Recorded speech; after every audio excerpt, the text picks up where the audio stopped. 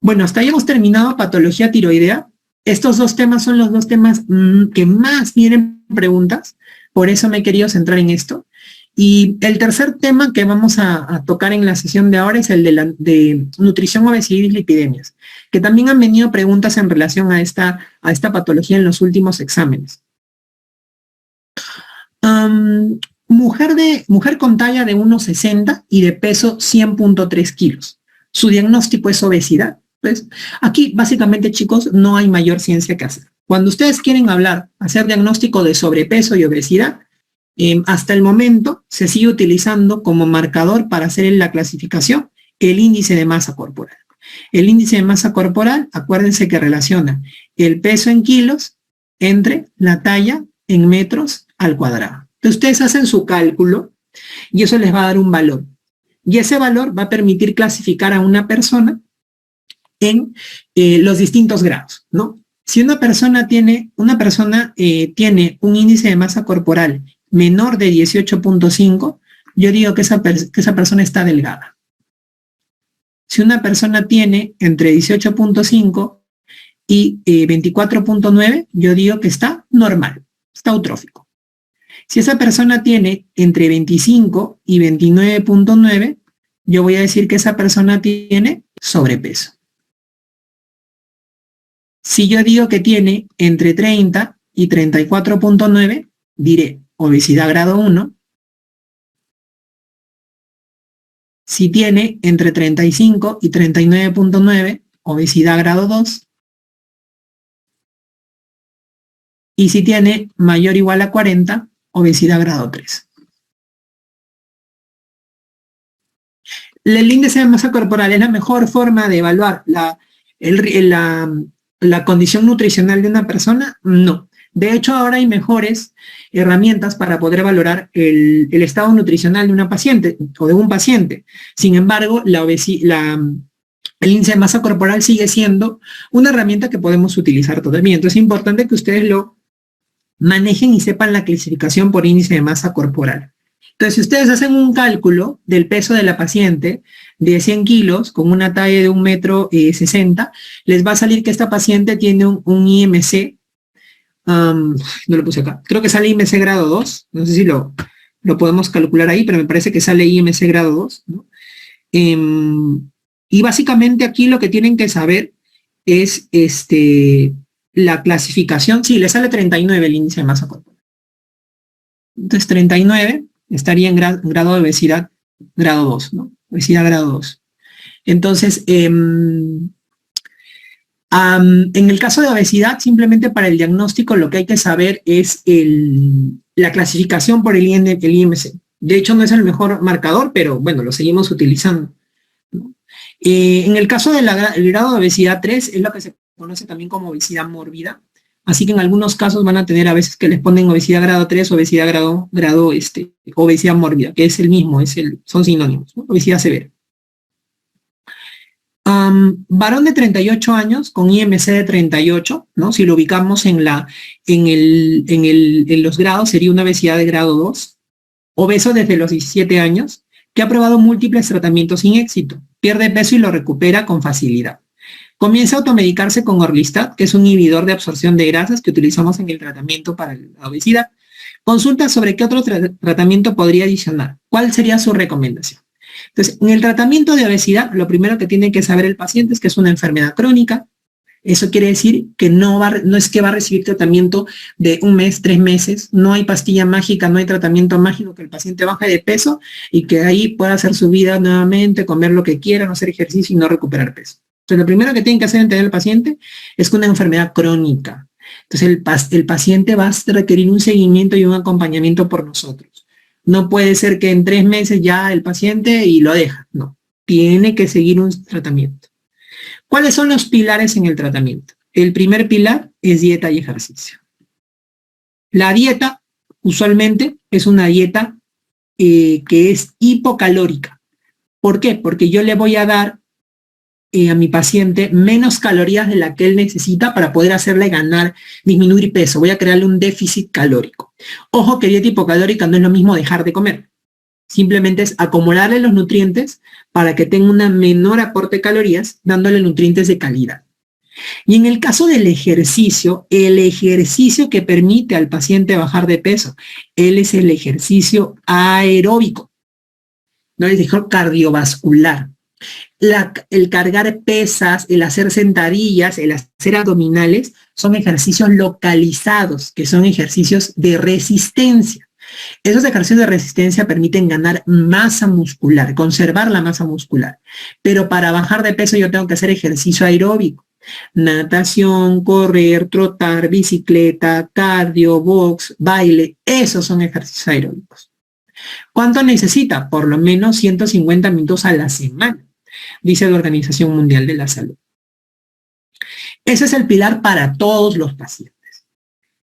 ¿Cuándo yo puedo utilizar fármacos? Yo puedo utilizar fármacos cuando mi paciente tiene un índice de masa corporal mayor de 30 o tiene un índice de masa corporal mayor de 27 con comorbilidades. ¿No? Y finalmente tengo la cirugía bariátrica. ¿La cirugía bariátrica en quiénes? Que tiene un índice de masa corporal mayor de 40, mayor o igual de 40, o sea, obesidad mórbida, o tiene un índice de masa corporal mayor o igual de 35 con comorbilidades. ¿Cuáles son las comorbilidades? Diabetes, hipertensión, dislipidemia, hígado graso, osteoartrosis, todo lo que afecte la vida del paciente. En el caso de los fármacos, el Orlistat, como ustedes ven acá, es uno de los fármacos que se puede utilizar, es un inhibidor de la absorción grasa. Y luego también tenemos anorexígenos. Anorexígenos que pueden actuar a nivel central, como por ejemplo la fentermina, el topiromato, el bupropión, ¿no? La naltrexona. O tenemos también otro tipo de fármacos que también influyen en el apetito y en la saciedad, como son la liraglutida, que se está utilizando ahora últimamente, ¿no? Entonces, esos son los fármacos que tenemos. Si yo veo las opciones que me plantean allí, me dicen dieta vegana. La dieta vegana no es específicamente la recomendación principal para que el paciente baje de peso. Que tenga que tenga sus beneficios, que tenga sus riesgos, es otro tema de discusión. Pero para la obesidad, la dieta vegana no es. Necesita una dieta hipocalórica que le permita al paciente bajar de peso, no necesariamente vegana. Metformina. La metformina no se utiliza para bajar de peso. No es un medicamento para bajar de peso. La metformina se utiliza para el tratamiento de la diabetes, de la prediabetes. Se puede utilizar en algunos casos de resistencia a la insulina, pero no para bajar de peso. Y acá en este paciente no me están diciendo si tiene alguna de estas patologías. Me dicen que él quiere bajar de peso. Entonces, metformina no es la alternativa correcta. Dieta mediterránea, lo mismo. Es una dieta que tiene beneficios. Tiene sus beneficios en general, sobre todo a nivel cardiovascular. Pero no es una dieta específica para bajar de peso. De hecho, solo necesita una dieta hipocalórica. Ejercicios aeróbicos, eso es lo más importante. Si el paciente no hace ejercicio, por más que él tenga una dieta equilibrada, por más que él tome algún medicamento para bajar de peso, él va a volver a recuperar peso. Entonces yo tengo que incidir en los ejercicios aeróbicos. Eso es lo que necesita mi paciente. Varón de 56 años con cardiopatía coronaria y diabético. Se realiza un perfil lipídico que muestra los siguientes valores. Colesterol total 224, colesterol LDL 120, HDL 35 y triglicéridos 245. ¿Cuál es el tratamiento indicado en este paciente? Entonces, lo primero que yo tengo que saber, porque me están haciendo referencia a un perfil lipídico, es cuáles son los valores de normalidad en un perfil lipídico.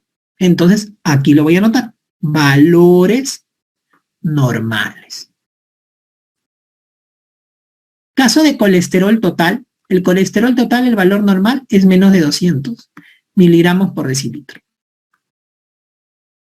Pero el colesterol total es un valor que ya no lo utilizamos mucho, más nos vamos a las partes del colesterol. Y dentro de las partes del colesterol son dos los que nos interesan. Uno es el colesterol LDL. El valor normal de colesterol LDL, que es el famoso colesterol malo, y le dicen colesterol malo porque el LDL es la lipoproteína, que lo que hace es llevar el colesterol del hígado a los tejidos. Como oferta colesterol, cuando uno tiene un colesterol LDL alto, eso corre riesgo de que el colesterol se empiece a acumular, sobre todo en los vasos sanguíneos, y genera aterosclerosis. Entonces, por eso se le llama colesterol malo. Pero en realidad realmente no es malo porque su función es entregar de la LDL, entregar el colesterol a los tejidos.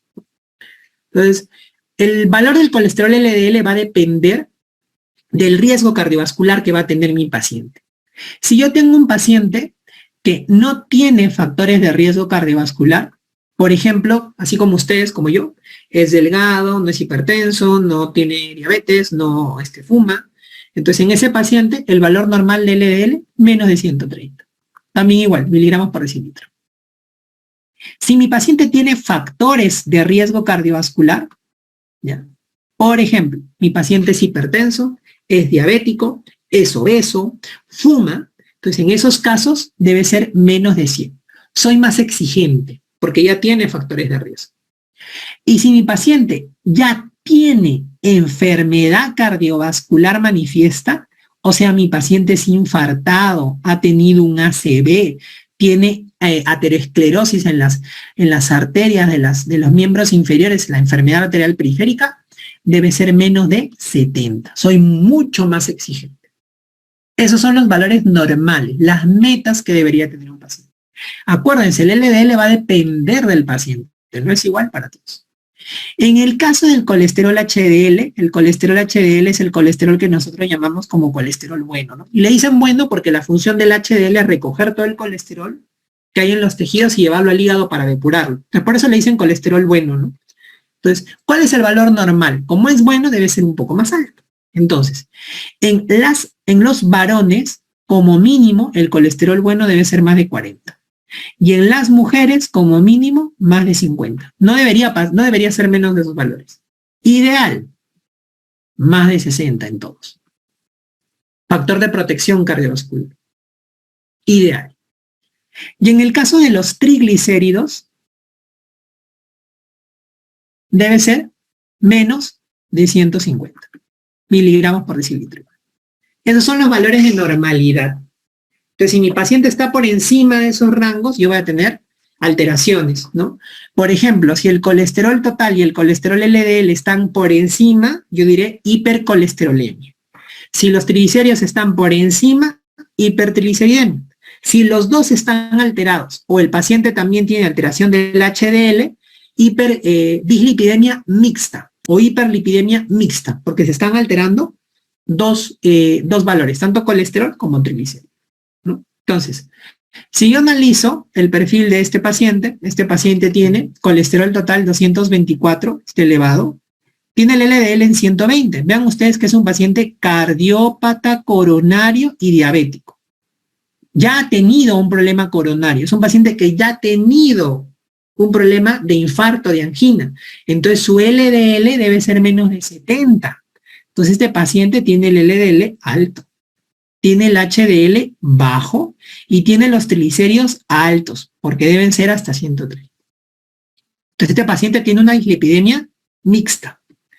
¿Cuál es el tratamiento de elección? ¿Cómo hago el tratamiento de la dislipidemia yo? Entonces en el tratamiento de la dislipidemia, chicos, eso va a depender de cuál es la alteración que tenga mi paciente. Entonces voy a poner aquí tratamiento. En el caso de la hipercolesterolemia, o sea, cuando el problema está en el colesterol, ¿qué evalúo yo? LDL. Siempre evalúo en LDL. No colesterol total, no ayuda mucho. LDL. Si mi paciente no tiene factores de riesgo y su LDL está entre 130 y 189, entonces yo voy a dar dieta. ¿Sí? Dieta.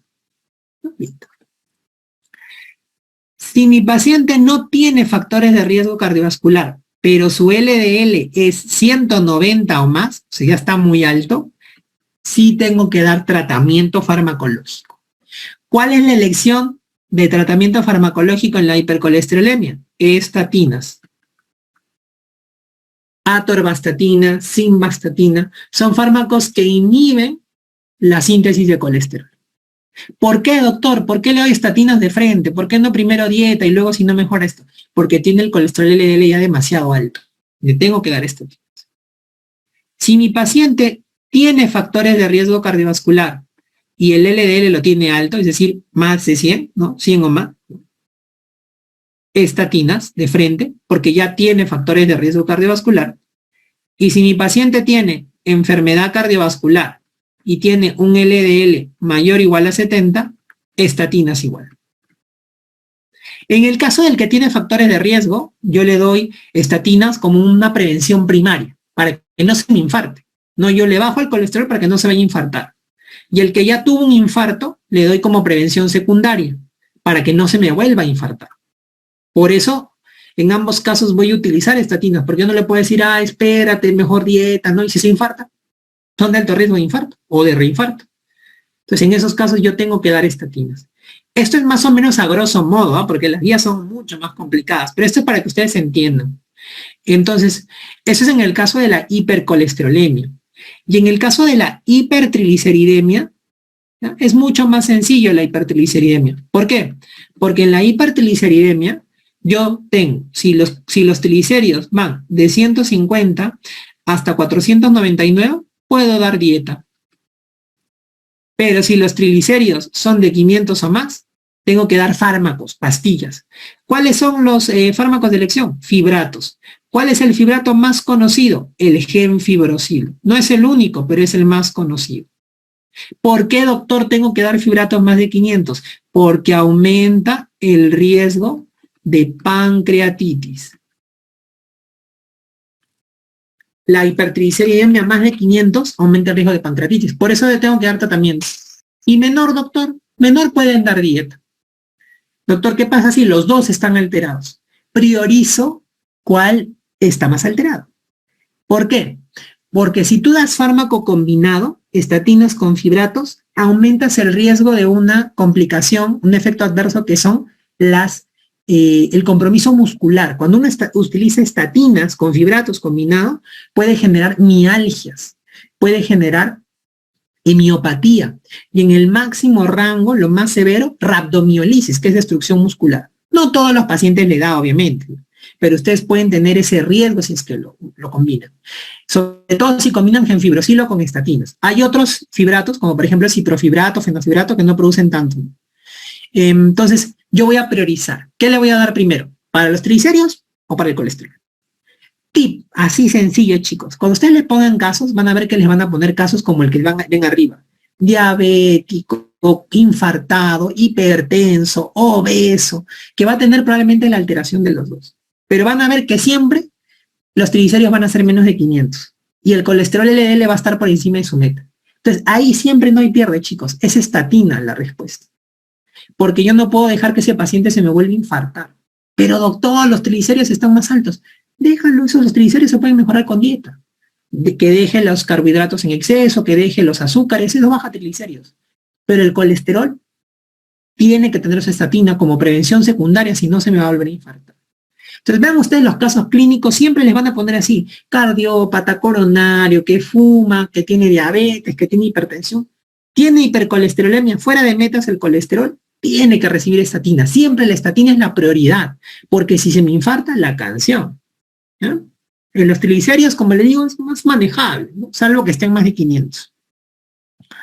Mujer de 58 años con antecedente de hipotiroidismo que acude a consulta por dislipidemia, se inicia tratamiento y una semana después presenta mialgias. No recuerda qué medicamento ha tomado, pero nos preguntan cuál es el medicamento que probablemente ha producido el RAM, ¿no? Entonces, aquí la paciente tiene hipotiroidismo como antecedente, pero empezó tratamiento para dislipidemia y empezó a hacer mialgias, ¿no? De hecho, ella ya tenía tratamiento con la levotiroxina y la levotiroxina no le va a generar las mialgias, ¿no? Entonces, es el medicamento que se ha utilizado para la dislipidemia.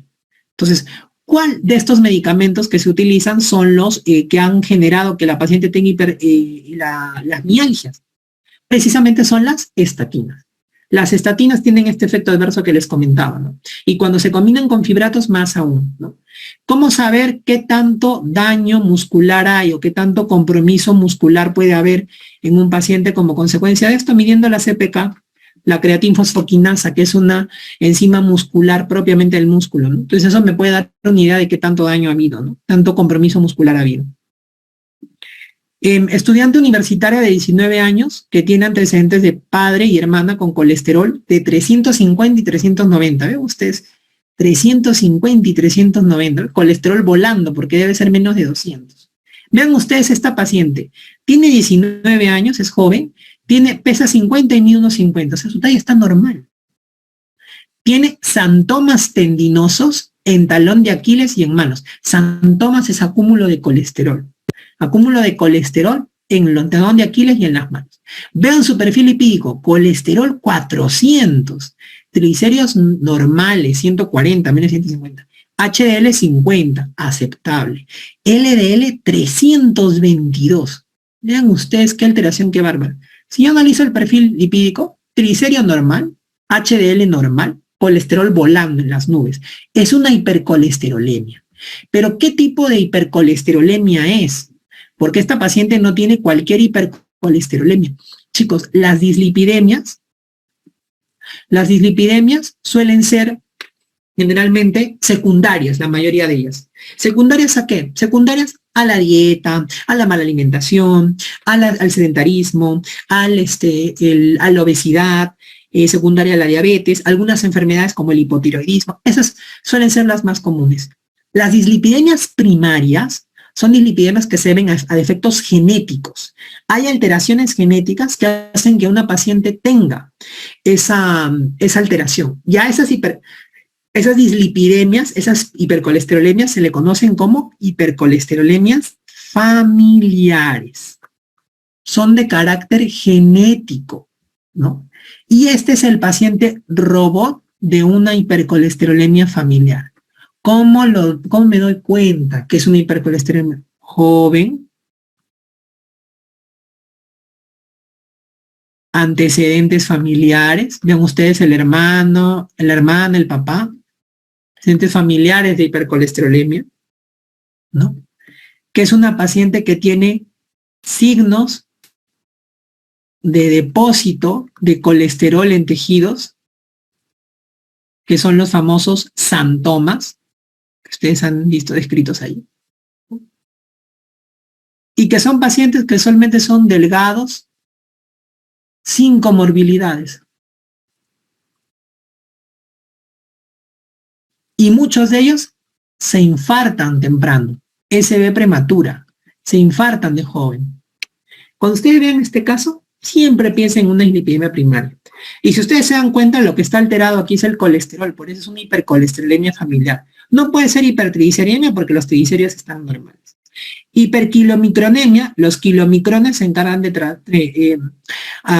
transportar triglicéridos, tampoco. Disbetalipoproteinemia familiar, también en relación a los triglicéridos, tampoco. La alteración es una hipercolesterolemia familiar. Este es el caso típico, el robot de una hipercolesterolemia familiar. Ya apréndanselo porque han venido preguntas hasta por gusto en los últimos exámenes. Vean la siguiente pregunta. Mujer de 25 años, colesterol de 390, tienen volando, santomas tendinosos, se hace estudio familiar, hermana con 400 de colesterol, padre con 350 de colesterol. ¿A qué se debe la alteración? ¿Mutación en dónde? Hablan de una hipercolesterolemia familiar. Doctor, ¿dónde está el defecto genético de la hipercolesterolemia familiar? Anota y grábatelo en tu chip, en el receptor de LDL. Hay una alteración en este receptor que no permite captar el colesterol y el paciente empieza a tener cifras altas de colesterol en sangre. Ese es el problema genético en la hipercolesterolemia familiar. Pregunta datera, pero tal cual, ¿no? Otra, mujer de 18 años, acude por presentar pápulas blanco-amarillento pruriginosas en cara extensora de brazos y en los glúteos, perfil lipídico, triglicéridos en 1000, colesterol en 280, pero vean ustedes, HDL 35, LDL 90. Suero de aspecto lechoso. ¿Cuál es el mayor riesgo que plantea esta alteración? Esto es lo contrario, vean ustedes. También, paciente joven, aparentemente que yo llame la atención, que tenga alteración en el perfil lipídico, y lo que más llama la atención, vean, triglicéridos más de 1000, ¿no? Yo me voy al colesterol y digo colesterol 280. Ah, tiene también colesterol alto. Ah, pero fíjense las fracciones. Yo te he dicho que las fracciones es lo que tienes que ver. HDL 35 está bajo, pero el LDL es 90, está normal. Está normal, porque él, como es joven, debe ser menos de 130. Está normal su colesterol, ¿no? Aquí lo que más llama la atención son los triglicéridos, que están muy altos. Este paciente tiene también una alteración genética, pero no es una hipercolesterolemia, sino es una hipertrigliceridemia familiar. ¿Cuál es el mayor riesgo que plantea esta alteración? ¿Cuál es el mayor riesgo de tener unos triglicéridos más de 500? Lo dije. El riesgo para triglicéridos no es tanto que se infarte. El riesgo para triglicéridos es que le dé una pancreatitis aguda. Cuando ustedes tienen triglicéridos más de 500, el riesgo es para pancreatitis. Otro, obeso con perfil lipídico, triglicéridos en 400. Vean, ustedes están elevados los triglicéridos. Colesterol 210 está elevado. HDL 35 está un poquito bajo. LDL 95 está normal. O sea, el paciente tiene aquí básicamente sobre todo una hipertrigliceridemia, ¿no? Una hipertrigliceridemia con HDL bajo. ¿Qué le recomiendan a este paciente?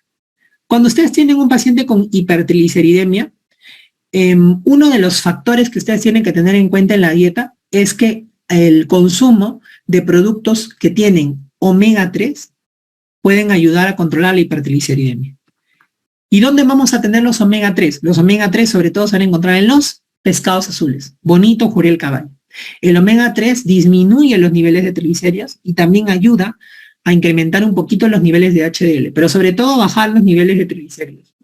Ahí obviamente hay que decirle al paciente que evite las harinas en exceso, que evite los productos azucarados, que evite las grasas, que haga ejercicio, que evite el alcohol, que son indicaciones importantes para un paciente que tiene hipertrigliceridemia, como el caso que les menciono.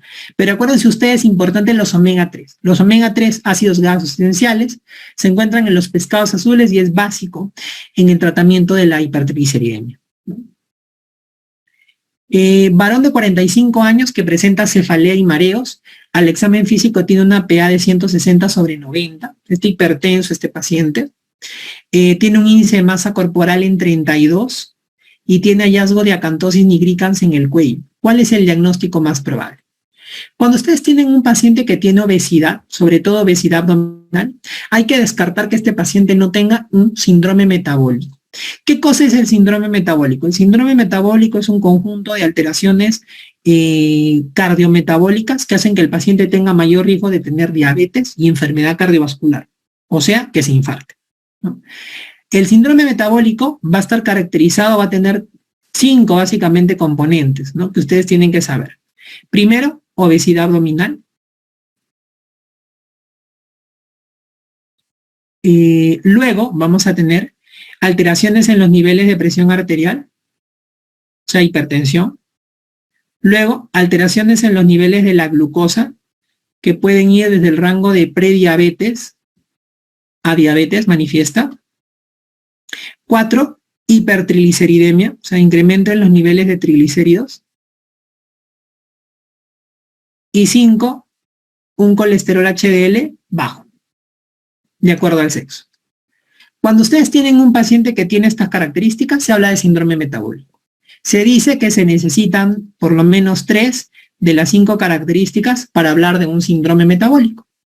Y la base fisiopatológica o la piedra angular, ¿no?, la fisiopatología de este síndrome metabólico es la resistencia a la insulina. La resistencia a la insulina que ustedes pueden evidenciar en el paciente, como acantosis nigricans, esa coloración oscura que hay en el cuello, la presencia de acrocordones, son lo que hacen sospechar que este paciente tenga un síndrome metabólico, ¿no?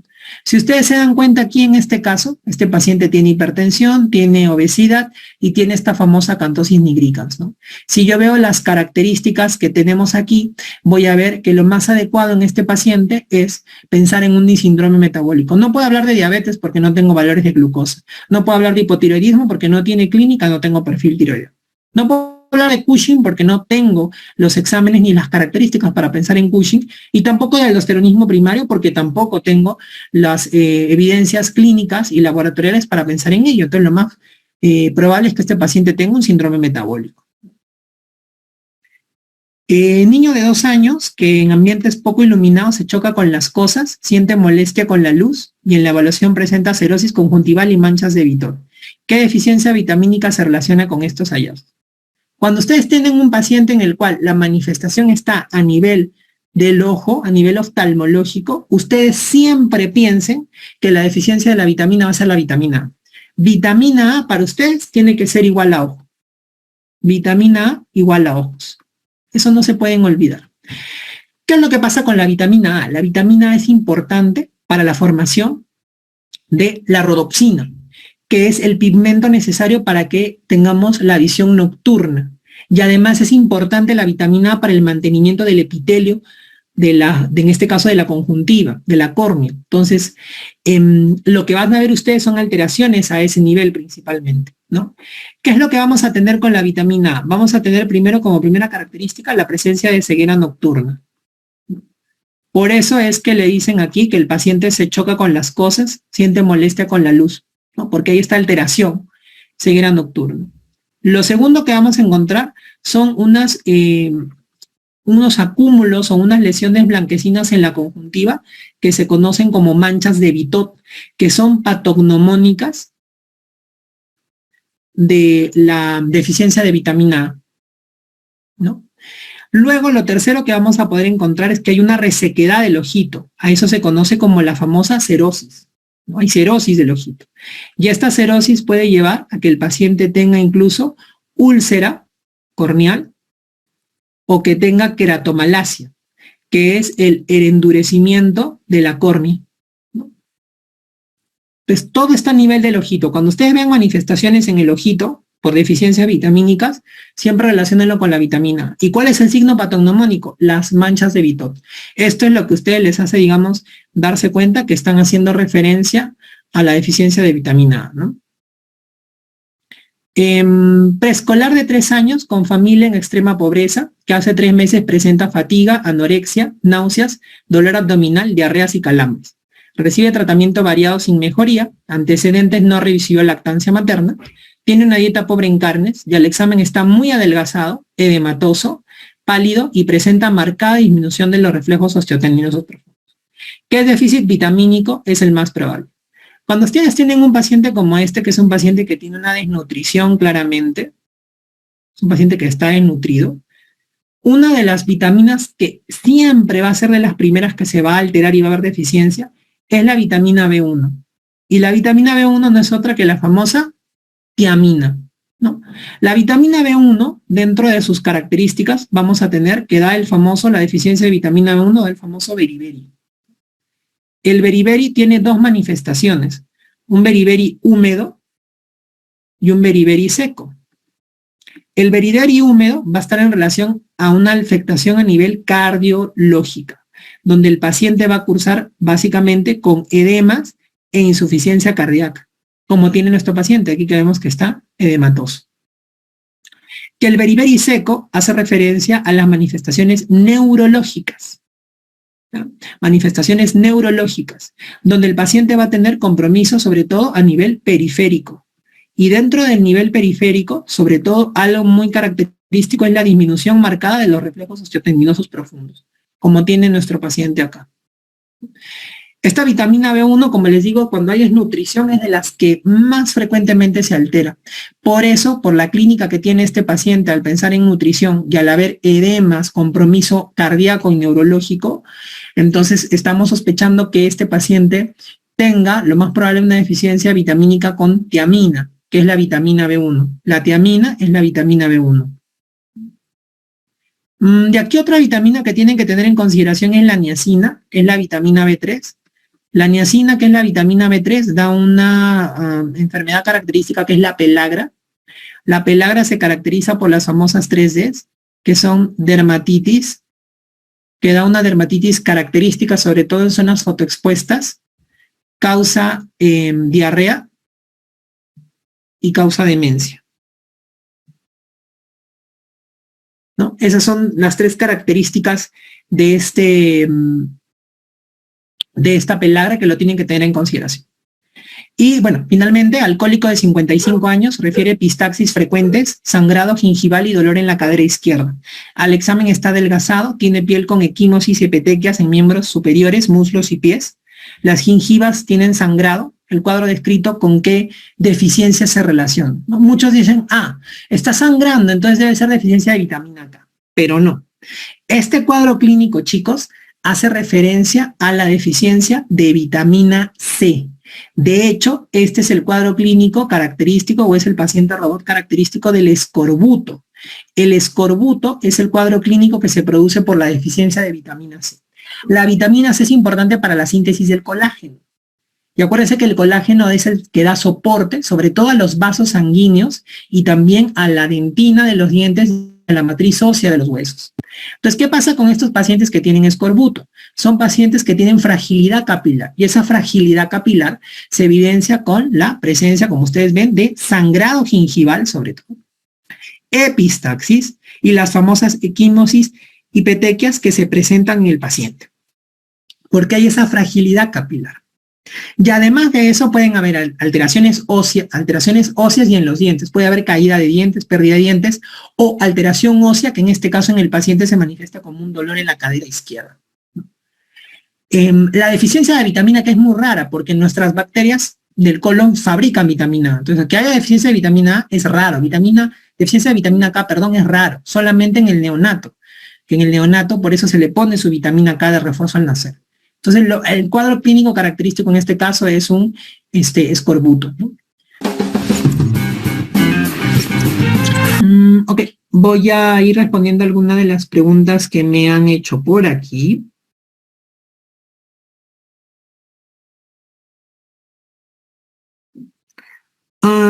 Ok, ya. Tirotoxicosis y tormenta tiroidea no son lo mismo. Tirotoxicosis hace referencia a la clínica que se produce por el exceso de hormonas tiroideas. Tormenta tiroidea es un hipertiroidismo severo. No son lo mismo. La tormenta tiroidea en todo caso vendría a ser un hipertiroidismo o una tirotoxicosis severa, pero no es lo mismo, ¿no? Tirotoxicosis se puede aplicar a cualquier manifestación en relación al exceso de hormonas tiroideas, ¿no? El omega 3 se puede utilizar para disminuir triglicéridos, ayudan a disminuir triglicéridos, sobre todo en aquellos pacientes a veces que tienen los valores de triglicéridos no en rango de más de 500 que ameritan fibratos, le pueden dar omega 3, vienen en cápsulas de 1000 miligramos, se pueden utilizar 1 o 2 pastillas al día, solamente dos pastillas al día, 2 miligramos suele ser una buena dosis. En el caso de la vitamina A, acuérdense que la deficiencia, lo primero es ceguera nocturna, lo segundo manchas de Bitot, que es lo característico, lo patognomónico, esa coloración blanquecina en la córnea. Lo tercero es la cerosis, la resequedad del ojo, que puede llegar a producir úlcera corneal, que es el cuarto. Y el quinto, que me pregunta su compañero, es queratomalacia. La queratomalacia es el endurecimiento de la córnea, queratomalacia. Lo que pasa en la hipercolesterolemia familiar es que se afecta el receptor del LDL. El receptor del LDL es el que permite que el LDL llegue hacia los tejidos, sea captado y pueda ingresar el colesterol al interior de la célula, ¿no? Porque acuérdense que el LDL lleva el colesterol a los tejidos. Entonces, si falla ese receptor, el LDL no puede brindarle colesterol a los tejidos y el LDL se queda en la sangre. Entonces, por eso empieza a aumentar los niveles de colesterol. Entonces, los pacientes tienen alterado genéticamente ese receptor y, bueno, por eso se produce la hipercolesterolemia. El hipotiroidismo subclínico depende, no todos los pacientes necesitan tratamiento para hipotiroidismo subclínico, va a depender mucho del valor de la TSH, generalmente TSH más de 10, sí se da tratamiento, y pacientes que están gestando o que están muy sintomáticos o tienen anticuerpos positivos, a pesar que tengan una TSH menos de 10, pero esté ligeramente elevada, también podrían recibir tratamiento. Es más de especialidad, ¿no? Si solo te dan el colesterol total, guíate igual del colesterol total, ¿no? Si no les dan HDL, LDL, les dan colesterol y triglicéridos, piense del colesterol igual. Si es un paciente diabético, hipertenso, obeso, con cardiopatía coronaria, acuérdense que siempre el colesterol va a mandar. salvo que los triglicéridos sean más de 500. Si los triglicéridos sean más de 500, no se puede manejar con dieta, ¿no? Tirotoxicosis, acuérdense que es el incremento de las hormonas tiroideas. Entonces el manejo es similar al de un hipertiroidismo, ¿no? Solamente que hay que ver cuál es la causa de esa tirotoxicosis. En el caso me preguntan sobre la tiroiditis silenciosa. La tiroiditis silenciosa es un tipo de tiroiditis que no es tan frecuente, pero se puede presentar sobre todo en la gestación, posgestación. Por eso se le llama, también se le llama tiroiditis posparto muchas veces, porque se presenta en esa época. Generalmente les pueden poner un caso de una paciente posparto, y en este paciente lo que marca la tiroiditis es que es un cuadro clínico que hace una trifase, igual, hipertiroidismo, luego hipotiroidismo y luego normal, pero que no hay bocio doloroso. ¿No? Entonces la paciente pasa primero por hiper, luego pasa por hipo, luego va a normal, generalmente en la etapa posparto, y no hay bocio doloroso como en la tiroiditis subaguda ni antecedente de infección, y los anticuerpos están elevados, los anticuerpos anti-TPO, ¿no? Sí, en el caso del tratamiento por déficit de vitamina A va a depender del paciente, la dosis y el tiempo. Eso después, si gustan, me pueden escribir para darles mayores datos. El tratamiento en el caso de la hipercolesterolemia va a depender. Si el paciente es un paciente que tiene factores de riesgo cardiovascular o enfermedad cardiovascular manifiesta, muchas veces el tratamiento es de por vida, ¿no? En el caso que no lo tenga, va a depender mucho de la causa. Tengo que investigar por qué un paciente sin factores de riesgo cardiovascular tiene hipercolesterolemia, ¿no? Sería raro, ¿no? Entonces, en ese caso tengo que ver, ¿es genético? Porque si es genético, necesita tratamiento de por vida. No es genético, es secundario a alguna enfermedad, hipotiroidismo, está utilizando algún fármaco, tiene alguna otra enfermedad asociada, entonces tengo que verificar. No hay un tiempo en el cual les podría decir, pero sí me obliga a mí a buscar mayores causas de hipercolesterolemia, sobre todo cuando la hipercolesterolemia es muy marcada en un paciente que no tiene factores de riesgo cardiovascular, ¿no? En el caso que un paciente haga rabdomiólisis por estatinas, se tienen que retirar inmediatamente las estatinas. Bueno, se hace el manejo, el cuidado por la misma rabdomiólisis, hay que verificar sobre todo función renal y tratar bien al paciente, ¿no? Probablemente el paciente va a necesitar una admisión o una hospitalización para poder hacer el manejo pertinente, ¿no? En el caso de una dislipidemia mixta, o sea, si tienen hipercolesterolemia e hipertrigliceridemia, como les comenté, prioricen. Siempre, ¿cuál necesita mayor tratamiento? ¿Hipercolesterolemia o hipertrigliceridemia? Yo les soy honesto, en la mayoría de casos, gran mayoría, siempre es hipercolesterolemia. En el caso necesite los dos estén alterados, y ustedes tengan que dar tratamiento para los dos, podrían dar de forma corta estatina con fibrato, pero eviten el genfibrosilo. Genfibrosilo con estatinas es la peor combinación. Traten de utilizar otro fibrato, por ejemplo, el besafibrato, el fenofibrato, el ciprofibrato podrían ser buenas opciones, pero genfibrosilo no, porque genfibrosilo más estatinas es realmente una bomba de tiempo. Bueno, chicos, hasta aquí hemos llegado con la clase del día de hoy.